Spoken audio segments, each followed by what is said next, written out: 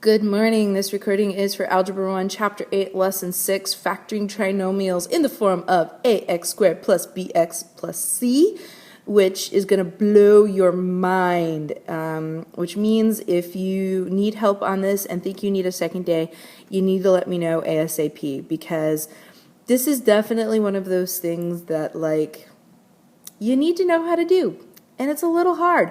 And it's a lot of trial and error, and I do recommend creating a table to help you figure things out. But again, if you need more time, you need to let me know, because I can't give you more time, so let me know. All right, to understand how to factor ax squared plus bx plus c, you need to know how you can get that same answer by FOIL, which means you really need to understand FOIL. If you don't understand FOIL, you're probably going to struggle a little bit today. So remember FOIL, first, outer, inner, last. First, outer, inner, last. So remember, if if b and c are positive, and ax squared plus bx plus c, the two factors of c are positive. But if c is positive and b is negative, the two factors of c are negative, because a negative times a negative is positive, and a negative plus a negative is a negative. All right, because remember, that's how FOIL works. You basically add the innards. Okay, well, we'll just work through this because you might have trouble visualizing it. Okay, so this is basically just another guess on check way to do things. And also try to organize your data in a table to help you keep track of the possible factors, because there might be a lot, and you might not think of them all, and it's going to be a real bummer, especially if you don't think about them all. So definitely keep your options open. Try very hard to think of what times what is what. All right, so there we go. Let's go ahead and do this example problem together. We have 6n to the second plus 23n plus 7. So we have the first, which is FOIL, which is 6n squared. We have the last. And by the way, the two ways that you can get 6 is 2 times 3 and 6 times 1. That will come into play in just a minute. Now, the only ways you can get 7 is if you multiply 7 times 1. So the thing is that when you make up these lists of the different factors, of the different way you can get these numbers, those numbers are going to come into play. Basically, they are the clues. They are the evidence at the crime scene. And the thing is that you're going to organize these to equal a suspect, and the suspect is always the second term or the middle term. Once you have your evidence, the two numbers that multiply together to give you your first term and your second term, you're going to figure out on which combination you need to lead you to that second term, and the second term ends up being your suspect. Okay, so this is a little story that I've made up to help you remember FOIL and factoring this particular type of problem. All right, so let's go ahead and take a look at them. The first term, let's just use 2 times 3. You could start with 6 times 1. It doesn't matter. But one of these sets of evidence might not work, because really we can only have 2 sets of evidence. The 2 numbers that give you the last, or the L in FOIL, and the 2 numbers that give you F in FOIL, that still come together so that when you add them, you're still going to get your middle term, which is your suspect, the person who actually did it. And this is the way that it actually comes together. So I'm going to use the combinations, these 4 numbers, to get 2 new products that when you add them up, give you your second term. And it can be any possible combination. And you might pick on the first try, you might pick on the 5th try or the 10th try. Definitely try to just sit there and think about them, though, okay? Again, this is a ton of guess and check. So I'm going to, and remember, we're actually trying to factor these things, which means we're trying to end up with 2 things times each other. And in this case, we're going to have a binomial times a binomial. Each binomial is going to have an n, because that's the only way we can get n squared. And n times an n is n squared. So we definitely have 2 n's in our 2 binomials. And that's what I'm talking about right there. We're trying to get this into 2 binomials. So let's keep going. So because we both have addition in here, it's plus 23n and plus 7n, it's going to be plus inside. And again, we're going to talk about different issues that have negatives and subtractions going on, but not for this particular example. Then, and then the other one is 6 times 1, but we'll see if we actually have to get there. So we're trying to get the middle term. and it's some combination of the four factors, either 2 times 3 and 7 times 1, or 6 times 1 and 7 times 1. We're trying to get to 23, all right, by multiplying these in two ways. So, that was way too much already. Okay, so I'm going to say it's going to be 2 times 1 and 3 times 7, because again, we're trying to get to 23. So a quick way to get to 23 would say, well, 3 times 7 is 21, which means I only need a little bit more before I can get to 23. So if I do that, this is what comes out. We end up with 2 times 1, which is 2, plus 3 times 7, which is 21. 2 plus 21 is 23. So we made it to our center term. First try happens to be very lucky, and you can go through and do the 6 times 1. But it is where it is, okay? Now, the numbers that you pulled that worked from the third term, in this case 7 times 1, 7's prime, so there's really nothing else it could have been, are the numbers that come from your third term are your last. So since the 7 and the 1 came from the third term, they go in the last positions. So the last of the two polynomials, and that's the L in FOIL. So the third is the last. And the first term, well, it's the first, so it's the first of the polynomials. So the numbers that I had to pull to make 6, in this case 2 and 3, are what are going to go into my first positions of the polynomials.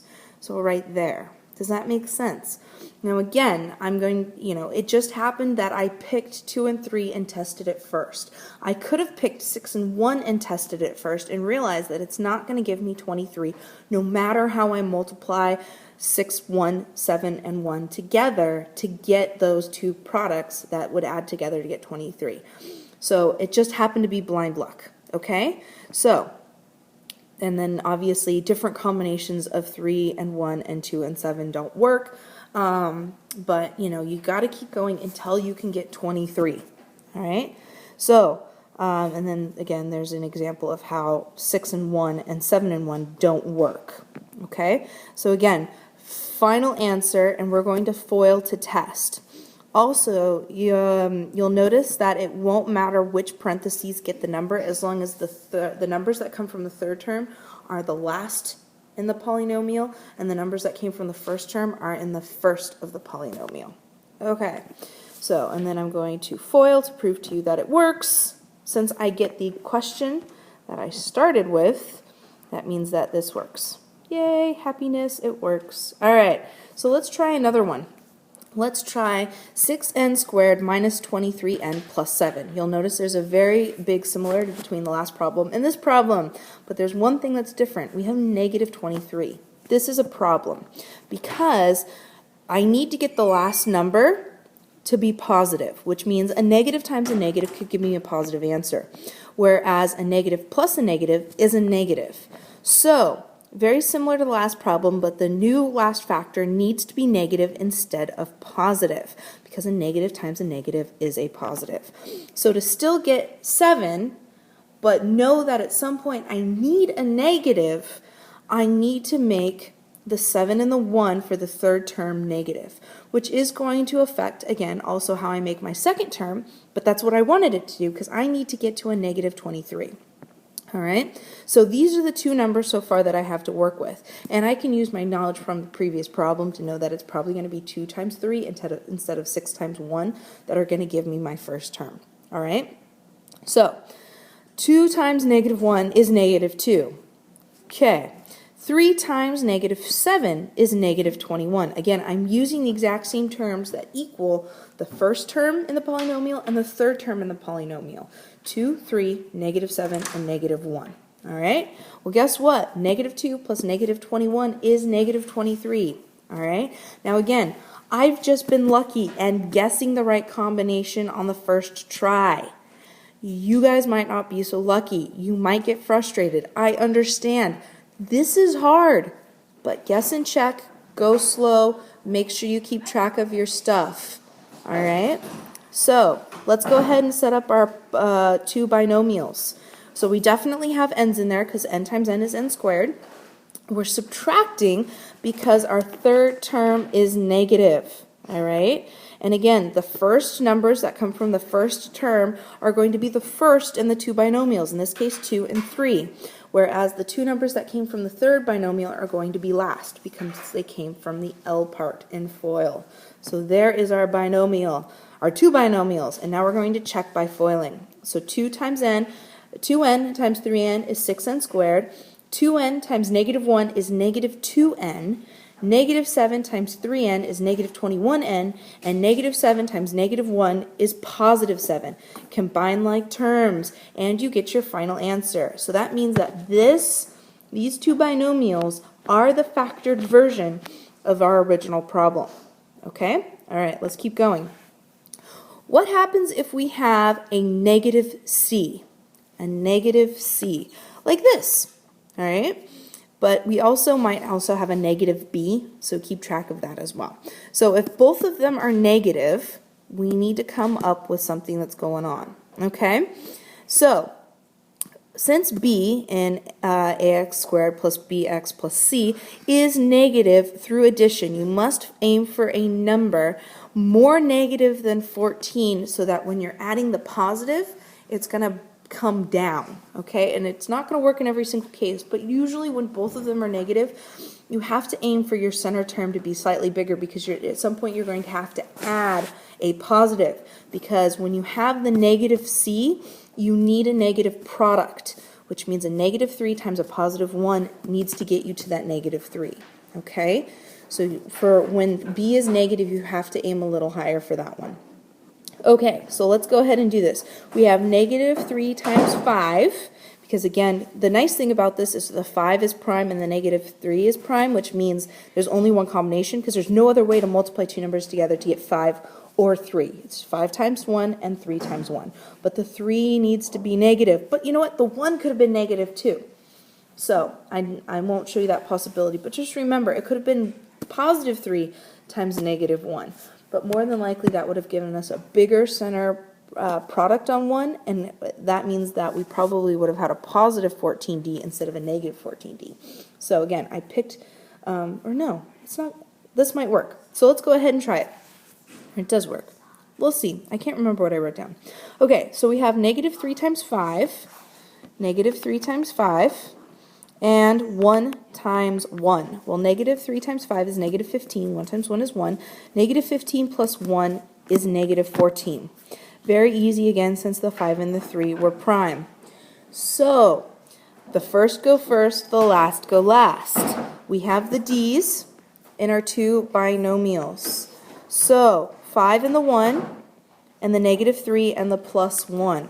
All right? So there you go. There is our answer, and you can FOIL to check if you don't believe me.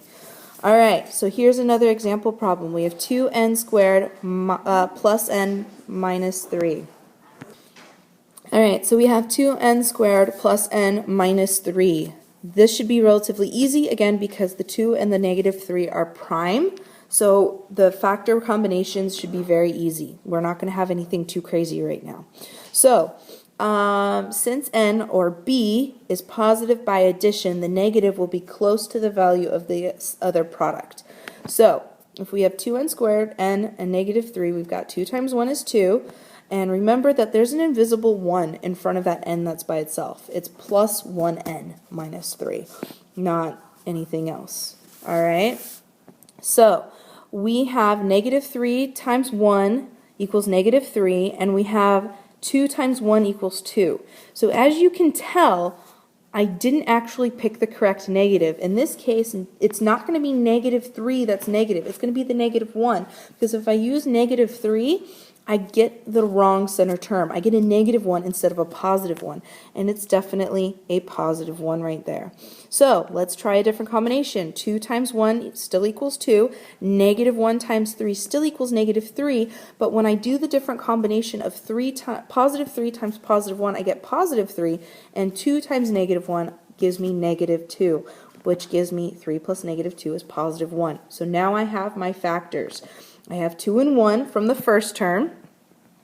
and I have negative 3 and, or excuse me, positive 3 and negative 1 from the third term, which are going to combine together to give me my polynomial. Oops, went a little too fast. So there you go. All right. All right, so FOIL if you don't believe me. All right, last problem, I promise. We have 2x squared minus 12 plus 10. This is when you can, so sometimes polynomials can be factored repeatedly. Continue the process of factoring until there are no common factors other than 1. If a trinomial has a common monomial factor, factor it out before trying to find binomial factors.